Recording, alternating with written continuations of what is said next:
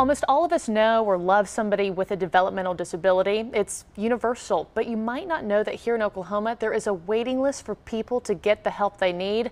Almost 8,000 Oklahomans waiting an average of 13 years to receive developmental services. The numbers are just staggering when you look at them. So here with us this morning is Erin Taylor, and she is the family advocate for the Oklahoma Developmental Disabilities Council.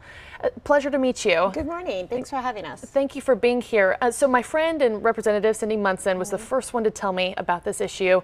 I didn't know this was a problem here. Your son has been on this waiting list since 2010. Right. My son is 15 years old, and he got on the list in 2010. In 2008, he had a heart transplant at the age of 5. And so my child has some pretty significant medical support needs, but he also has an intellectual disability. And we expect he'll have to wait 13, 14 years. So by the time he turns 18, I'm really concerned about what's going to happen when he leaves high school, what his days are going to look like. Am I going to have to quit my job and stay home and care for him? Because there just certainly aren't the disability supports we need for Oklahomans like this. And it's unbelievable that you are one of thousands. Yeah. Who are dealing with this. And it seems kind of like a broad label. What constitutes a developmental disability? So a developmental disability is actually defined by our federal government, and it's under the protections of the Developmental Disabilities Act. And that can be where a person has deficits in any major life domain, like maybe self-care or financial independence or ability to communicate in 3 areas that impacts their development, and so it's a lifelong disability. It occurs before the age of adulthood. Okay, thank you for clarifying that, because as I was looking into the story, I was wondering who all might be eligible for these services. And let's delve into these numbers too. Almost 8,000 Oklahomans on a 13-year waiting. How does that even happen in the first place? Well, it happens because these Medicaid waivers are funded 2 ways. Partly by the federal government, who always pays the majority of it, and then the other part is the state. And the state legislature has chosen for years to not adequately fund these Medicaid waivers. And in addition, occasionally they'll give us a $1 million appropriation, but we don't annualize the funding. In other words, there's not protected funding every year. So if you have 200 families who apply and get on the list every year, but only 50 come off, then it just expands and expands. A slow process. And I imagine the budget crisis has not helped at all either. Hasn't helped any Oklahoman, but for Oklahomans who have been waiting over a decade for services, and these are not all children. My child's fortunate right now that he has family support still in school. We have 80-year-olds on the waiting list. We have some of those people might not, the older ones might not ever get the help that they needed. We have very vulnerable adults who are on the waiting list who have no other form of support.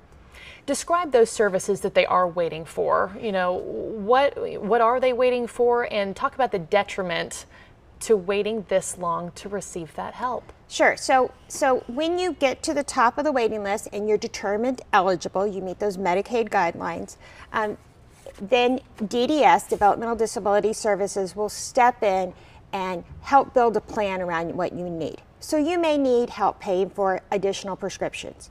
You may need a safe place to live. You may need somebody who helps you with personal care, maybe bathing or toileting, vocational training and all of that stuff. So it's not a pot of money. It doesn't necessarily place you in a group home facility, but it provides you options and some case management where we can make safer lives. And the truth of the matter is that lives are safer when they have disability supports.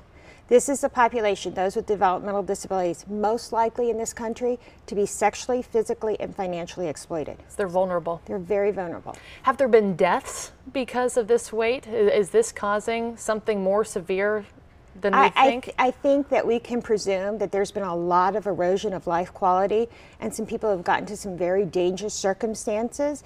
Medical complications get worse and things like that. So the waiting list is really a matter of life and death. And I know something else that we wanted to touch on here. There are quarterly waiting list meetings. Absolutely.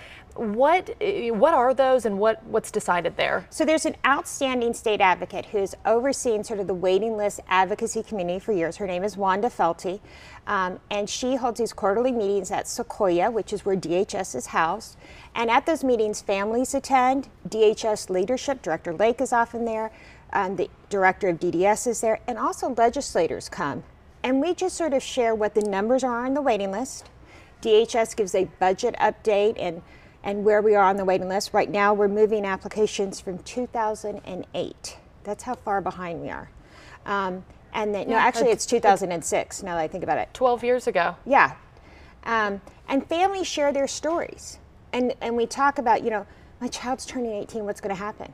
There's nothing harder than, I'm at the Developmental Disabilities Council, when an 85-year-old mother walks in and says, I finally have that terminal cancer diagnosis. My son is 60. He's always lived with me. I'm a widow. Now what? Mm-hmm. I need help. Does your son understand? I know you're speaking from your mother's perspective. Does your son understand the severity of what he's waiting for and what's happening to him and thousands of others? So my son's ambition is to be an animated film critic. And he's also a 15-year-old boy. 15-year-old boys talk about their big dreams and nachos and things like that. But he understands that we have the expectation that he's going to live on his own and have a job, and that his path looks different than his 4 older brothers and sisters. And so we talk about supports and what he would need to feel safe and secure. But I feel like I'm having a conversation with him about things I can't deliver. Mm-hmm. I'm praying that he gets the help that he needs, and you do as well, because I know that would be a game changer for you too. Last question to you: what needs to happen here? What do we need to see from the state level, legislature, federal level? Who needs to come forward, and what has to take place to see a change? So 2 things really have to happen. First of all, we need every family to talk about their experience of the waiting list and the disability supports they need in this country. At the Developmental Disabilities Council, we have an outstanding training program for family advocates called Partners in Policymaking. I encourage families to find out more and apply. But the other thing is, our legislators must commit to annualized funding. This should be our state's shame that we have this waiting list. We have a concentrated group of legislators who are working on the new waiting list caucus, working this issue, committed to having their votes reflect their intentions to address this issue, and we've got to have progress this year. Well, you know, speaking of that, maybe we can get somebody on the show to come on. Cindy, maybe. She's a core member of that. Yes, okay. Absolutely. Because I know people want answers. Erin Taylor, thank you so much, Marty, for coming on. I really appreciate it. Almost 8,000 Oklahomans waiting 13 years for developmental disability assistance. That waiting list.